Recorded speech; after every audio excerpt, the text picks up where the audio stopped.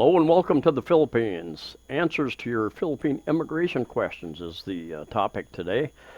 I get quite a number of comments and questions about immigration as well as other things, but a lot of them about immigration. You tell me, this is my situation, what can I do, what do I have to do? And anyway, I have made arrangements to sit down with JR of JRC Visa Consultancy, and we're gonna answer some of those questions. And you are all welcome to put questions in the comment section, and we'll try to do this on somewhat of a regular basis. We'll just see as the questions, circumstances arise. And anyway, I think it's going to be fun. Now, before we get to that, I've had a couple people ask me, would you work for JR? You're doing a lot of promotion of JR at JRC Visa Consultancy. Do you work for him? Is he paying you? Is, blah, blah, blah. No, I was introduced by a subscriber, introduced me to him about 3 years ago and told me, hey, you need to meet this guy. He's really doing a great job for me getting my retirement visa. And went over and met him in a coffee shop, and I think a month or two later we did our first interview. And it's what I do. I put out information that I hope is helpful to expats and even Filipinos. I put out hundreds of videos about condominiums, about cost of living, about trips here and there in different cities, and about travel. And that's what I do.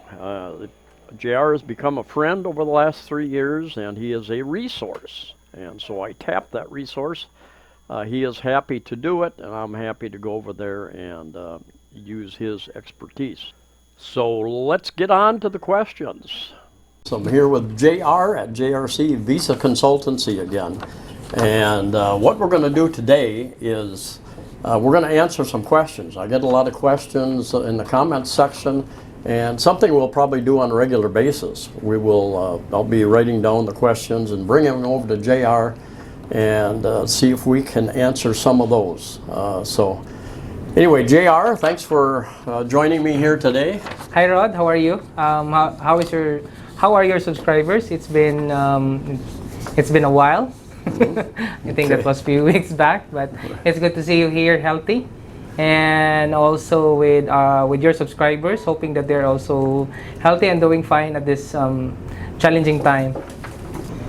All right, so let's get right to the questions. Number one, a lot of foreigners in the different provinces of the Philippines, they've got on a tourist visa. Mm-hmm. They can extend that for 2 months or 6 months at a time, but you can only extend it up to 36 months, 3 years. Then you have to leave the country. Mm-hmm. So people are asking me, what are the options? What are my options?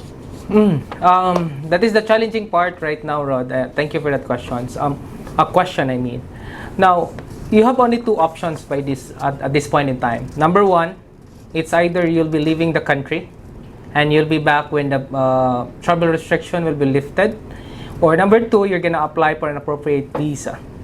So basically, those are the options that your subscribers can obtain or can sort out for that one. Unfortunately, this COVID situation had made it a little bit difficult right now because traveling outside the country would be manageable to some extent. But the thing is, when you got back to the country, you don't have assurances yet of when everything will be opening up.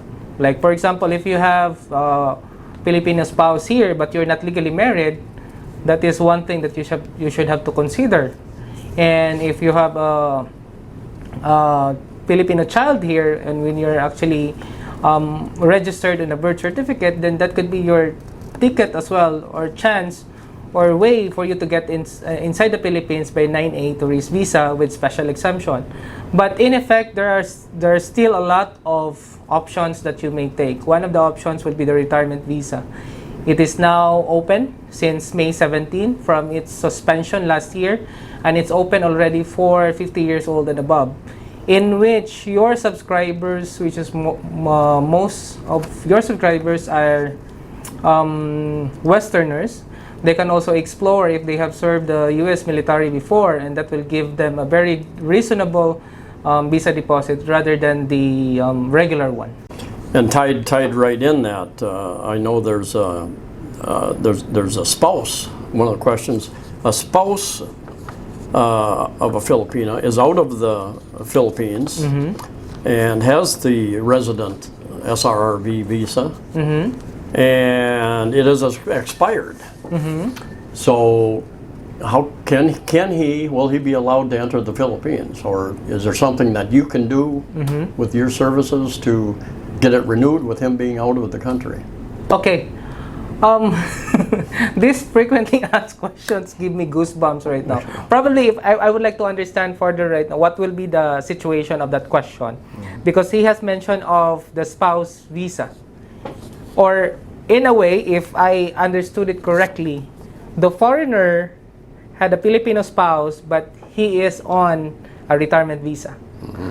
By context, if that is the situation, a retirement visa cannot expire unless if you have passed this earthly world, that will be on your lifetime. Probably the context of the expiration will be the PRA ID or the visa ID, which will be renewed every year or every 3 years when the retirement office will be has allowed that before COVID. But eventually, if he has that card, he may actually reach us out, and we can actually do the renewal of the PRA ID card, and then once it will be renewed, we can actually pass it on and mail it to where he is right now. Probably in the US, he can actually email us and give us a copy of that PRA card, which is the ID of your retirement visa, or the SRRV as we normally know. And we can actually process here in the Philippines, and once it will be renewed, we can actually mail it by a DHL, FedEx to the States, and once he can actually come here, then he can actually use that card by then, just to be safe, because we don't know really on the context of how the immigration officer would actually take a look at that. Okay. Probably if you have a copy of the card, he may or he may not consider it. Okay. And there was one advisory from the Bureau of Immigration before.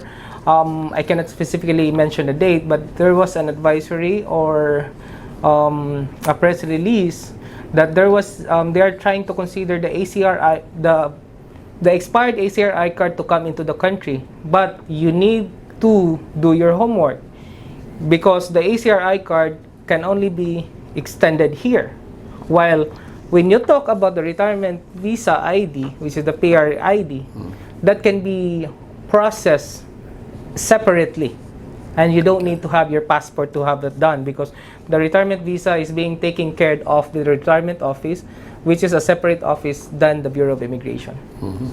I hope I did get that situation correct. But should you have any additional questions, this video will be our project with Rod for us to give you the rightful information so that you will be guided accordingly, especially at this challenging time. Now, my understanding is that the various immigration offices and customs offices, even at the airport and such, they have some discretion. And so what one office will do, another office will have a little different take on it. So you might get one answer here, something you can't process here, maybe you can process it some other place. Is that something that happens regularly? Not regularly, but I would actually, those instances might happen, Rod. But that particular instances that you have cited a while ago is possible. It depends really on how they interpret it. Just like the motion for reconsideration, everyone can file it.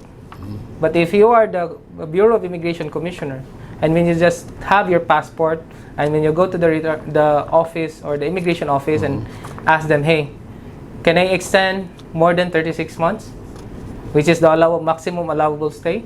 Or rather than on the other side, you say, okay, hey, can I extend for above my 36 months? And here is my situation. That could be on that side. It depends really. Here in the Philippines, it would really depend on how you presented your case, and it would be on a case-to-case basis. Okay. And that leads us into the next question. It's because a lot of people have, either they're very close to that 36 months stay on a tourist visa, or many, I think you've processed many. Yeah, we have. Can you kind of tell us a little bit about the filing of how do you file the motion for reconsideration? What's the process? How long does it take? What kind of penalties are involved? Those kind of things. Okay. Filing on the motion for reconsideration, which is basically more on the extension beyond the maximum allowable stay of 36 months, is the current issues that we're dealing with right now. There are people coming into our office that are actually, hey, JR, I've been already having an order to leave already, and we ask them why. They have not cited their situation properly. Probably they just go to the office as what I have mentioned. They just file it, and someone did prepare it to them without asking their situation. That could be a grounds for order to leave, because you don't have concrete reasons for you to be allowed to stay in the country more than the allowable stay. Now, in terms of processing, when you deal with an overstaying of beyond the 36-month mark, that should be filed in the main office of the Bureau of Immigration in Manila. And that will require you to be there for you to file it. And the processing time of that for the approval, or when you can get the feedback upon submission, would be around 2 to 3 months. So that is the lead time that we are trying to process it and for you to have a feedback from the legal department, because the motion for reconsideration will not just go to the office and have it approved. No, it will go on a certain process. First, it will be received. Second, it will be evaluated and assigned to a specific immigration lawyer, because there's a lot of lawyers in that particular department in the main office. And after that particular immigration lawyer who evaluated your case or your situation will now be drafting an order initially, and will be endorsed to the commissioner for the final approval. Now, there are two things that you're gonna take a look at in terms of cost. Number one is the arrears, or IARC. That will be on the standard. If you file your motion for reconsideration after 36 months, your IARC would be around 25,000 pesos. If you file it before your 36 months, your IARC will be around 15,000 pesos. Okay. So there's a little bit of savings. Right, it's just like you're trying to see a little bit of good stuff on the bad situation. And then your next cost that you need to take a look at right now is how long will you extend or update your tourist visa from the last valid date up to the last allowable date. Okay. So if your 36 month would be on June 1st, 2021, and you process it for the 2 to 3 months, that would be July, August, September, and you're allowed to stay for another 120 days to secure and apply for an appropriate visa. So technically, you'll be updating it from June 1st up to 5 to 6 months. So that will be the cost of your extension. Okay. So from there, you can estimate, because that one, there's no such thing as standard rate on that one. What is fixed is the penalty that will comprise of the express lane and the other item that they will include. So that will be 25 or 15. That's the arrears, and then updating of your visa. Okay. I know I have a couple friends who are using your service to do the motion for reconsideration, and I've had people comment, well, I did that on my own, or I did this on my own, the different things. And I'm that kind of person. I like to do things on my own also, but I had a subscriber recommend JR to me, almost 3 years ago now. Say, hey, he really does a good job. And now I hand him my information. He takes care of it, because I've been at the immigration offices and I've seen guys, and I've got a couple friends who've tried to do that, and one went down and applied for the SRRV. Yes.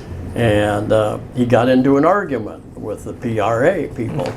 And he says, now my application is going nowhere, it seems. It's just sitting there. I said, well, the first thing, you don't want to get into an argument. But you guys know the system, you know the language, they see you on a regular basis. And it's easier for you to deal with it and not get your emotions involved in it. It's a business transaction. Whereas for us, it's panic mode. You know? I can feel you. And I can feel your subscribers. It depends really on the situation like right now, Rod. We are also human. We are also bound to express our emotion, but at the end of the day, what is our objective is to finish or to give value to our clients, especially for the foreigners. We're trying to understand them what are the things that they need, and especially at this point in time, there are a lot of people who are actually panicking right now. And one thing that they can actually they will be at peace at that point in time is the assurance that you gave them.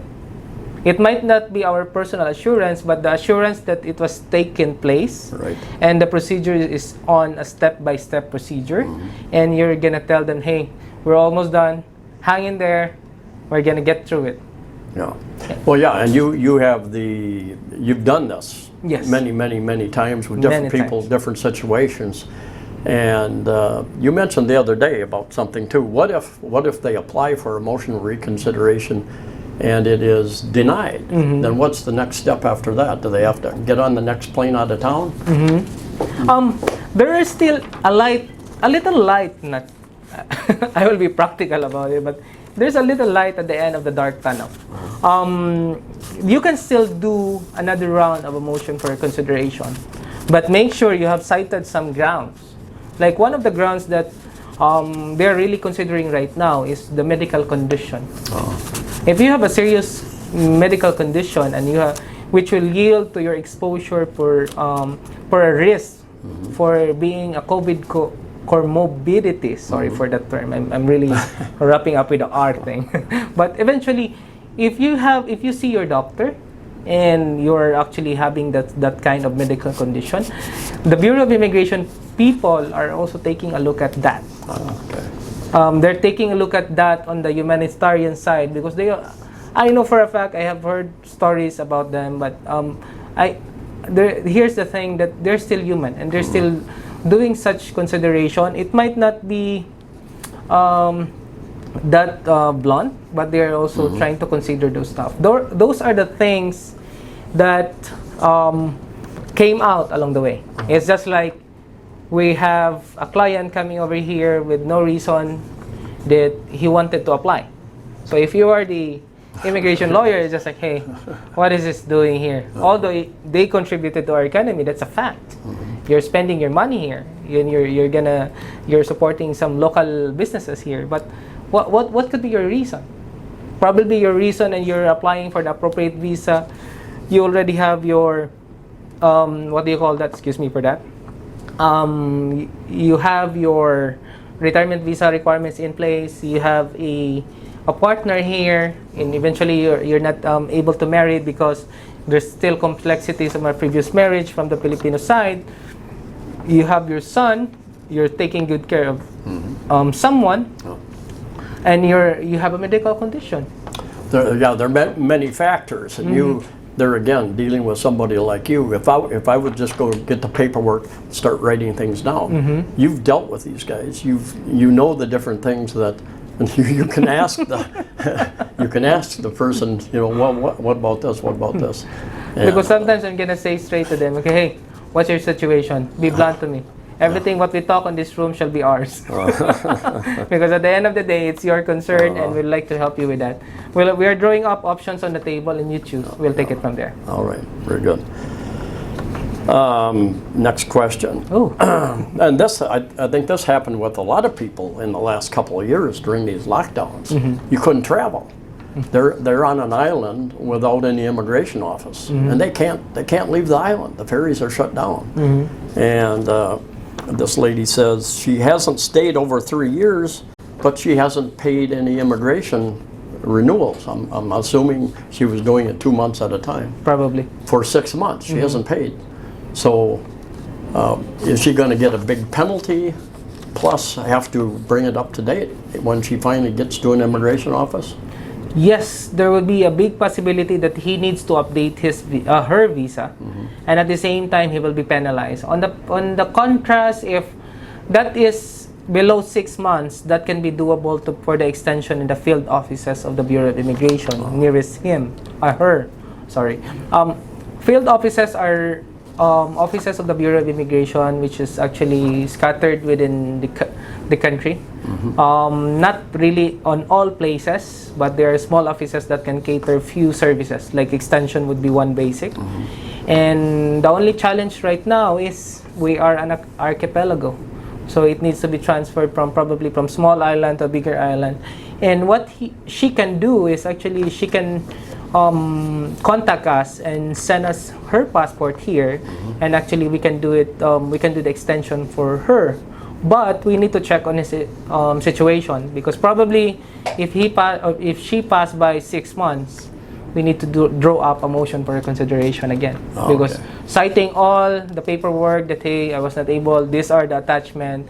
These are the local municipal office advisory that I cannot go out and it's difficult to go out. Those are the things that we need to do.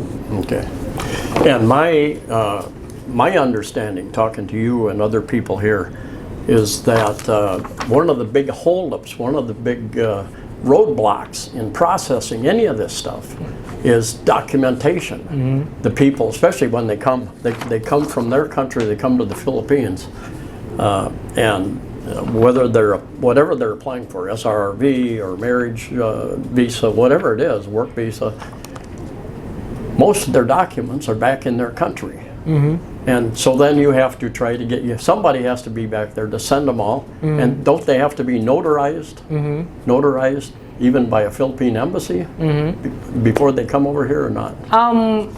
Speaking to those documents that will be used here in the Philippines, for example, from the States or from the US, any document that will be used as a part of the requirement of the visa that you're applying for or your subscriber will be a foreign document. That, in effect, should be authenticated. And the authentication process as of now between the US and the Philippines will be what we call apostille. That will substitute the long queue and the long process or the longer process in which before, for you to authenticate a DD-214, for example, or a pension document, you need to go to the Philippine Embassy nearest you. What if the Philippine Embassy nearest you would be a 24-hour drive? Right. So that's hard to do, and you have a job to do that. So they are making it simple right now, because there are a group of countries which is what we call Apostille Hague Convention. There are, I think, 100 plus countries that are grouped together and have agreed that instead of going to the respective embassies, they just need to have that one. They just need to tap with a local law firm from the US or from that state that can do the apostille. And for sure that particular law firm have already processed their accreditation with this apostille convention.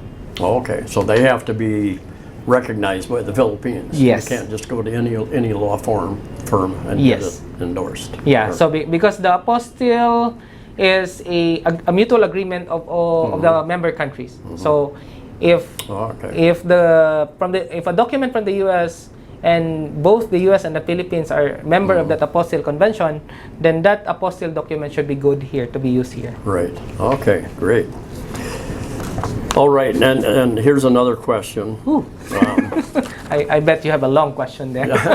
Well, there's a lot of guys from different countries in this situation. And I know what the answer is already. I could answer it myself. Please I'm do. sure. But you get people, you look on the Facebook pages and of immigration, and they're saying, please, I have a relationship with this girl for many years, and we have a child together. Please let me back in. So anyway, yeah, the question is, will they give any consideration for us with a strong relationship? Yeah. But we're not married yet, and I know that. But you've got a unique way of answering these. Shall I answer in a paragraph or a sentence form, not a word? But anyway, a strong a strong relationship. Once a policy will be drafted here from the government here in the Philippines, would not be that easy to pass on, especially a regulation from a prominent government office which holds a very vital role, not just for the entire Philippines but for national security per se, just like Bureau of Immigration, that will go through a lot of process. And unfortunately, that as of that time, that has not been taken into consideration yet or taken into account for the strong relationship. Right. Because as you all know, there's a pending bill right now, as I've mentioned to your previous videos that we made, that it was already passed in the House for the Modernization Act of the Bureau of Immigration Modernization Act of 2020, that will still go through a lot of process. And you cannot just expect that it will be passed on in the next few months. No. It will go to the Senate, it will have their sessions, and the sessions right now will be ending up because there will be an election, national election in the Philippines by next year, mid of next year. So, unfortunately, but hoping for the best as of this moment. For the strong relationship, you might have options that you can deal with. Just call us, probably. And just don't quote us on that. But our intention is really to help you guys. So, there are things that you can do. I know. Yeah, and then kind of leading into this next. Somebody's on one of our last videos we talked a little bit about balikbayan. You're married to a Filipino, and you can get in. You can get in if you're traveling with them. Versus marriage, if you have a marriage visa, that's separate. Because a balikbayan, does that just give you 1 year, and then you have to leave, or get a marriage visa or a tourist visa or something? Yes. Something like that. Okay. By context, balikbayan is more or less a higher version of a tourist visa, which will be a privilege given to a foreigner whom traveled with her Filipino spouse or her Filipino spouse upon entry in the Philippines. Without the Filipino spouse, you will not be eligible, or the foreigner will not be eligible for the balikbayan visa. Now, a marriage as a spousal visa or a TRV is a permanent visa that will allow you or the foreigner to travel independently with or without the spouse. For the balikbayan visa, you will not be given balikbayan visa. You need to travel together. Those are the things that will separate them. Balikbayan is a higher version or a level up for tourist visa. That is still temporary. That's why there's a misconception out of there that they need to leave the country. No, they can still extend that for another 2 years. For people who are actually under the E0408, which is the non-visa required national. Oh, okay. Now, when you go to the marriage visa, that your status here or your visa status here is permanent. So, if you need to go to the US to sort out some things, and it does not necessary for your wife or your Filipino spouse to go with you, then that is a big convenient for you. Not in the other convenient, but it's just like maybe your other half or your Filipino spouse needs to do something here, or needs to take care of the child, or other things that she needs to do here in the Philippines. So that is the distinction. And you do dual citizenship Yes, applications? we can actually help you process with the dual citizenship, and also just important note that the dual citizenship is not applicable for foreign nationals. Right. It's only applicable for former Filipino who has been naturalized in a foreign country. Like for example, the US, if they are a Filipino before they go to the US and has been naturalized, and once they go back here and they want to, hey, I just want to regain back my Filipino citizenship, since the US government is allowing for dual citizenship, then they can actually. And the last question I think we'll cover today is I get a number of people asking me, well, how much are the fees? How much are your fees? You know, and I've been in a number of businesses and consulting businesses as well in the United States. And there are many factors involved. You want to address that? Yes, thank you for that question, Rod. But by the way, the fees that we will be imposing or billing our customers would depend on the situation. It should be treated case-to-case basis because there are scope of work that we need to determine. And along the way, we will be really open with you on what are the steps that we need to do. In case there's, for example, the rate that we need to impose on a regular processing will not be applicable for the same process with almost the 36 months mark. That would actually differ because we're actually having things done in terms of paperwork. We need to have that on fast track and all those stuff. So there are a lot of factors. But rest assured, what we can do for you is we will be evaluating your situation and we'll be giving you the scope of work, and from there we can actually agree on the billing side. Okay. Because if we'll have a standard billing that might be applicable for you, what we have billed you might be too much for your situation, or what we can build you might be not compensable for your situation that you have that you're in. Mm-hmm. So those are the things that we will be clarifying on case-to-case basis. Okay. But eventually, if you have some questions, and this is a good time also to put in your questions because we'll be answering it from time to time. And if you do have some clarifications, send us an email or put your questions below and we will get back to you in the next video. Okay. Now I was talking to Kervin, one of the employees here, and he was telling me that you have been doing daily updates on your Facebook page. Yes, we do. And informative type, not just advertising your services, but more informative type things of what's going on with immigration, this and that. And so that would be a good place. I would recommend people check out your Facebook page. Yes, please do. Our Facebook page would be JRC Visa Consultancy and Immigration Services, and we also do have a website in place already for you to check also the team and what are their corresponding tasks and role for this company. That would be JRC Consultancy, that's one word, at jrcconsultancy.com. Okay. I almost forgot it. But anyway. I will put all that information in the description of the videos. And well, one other thing.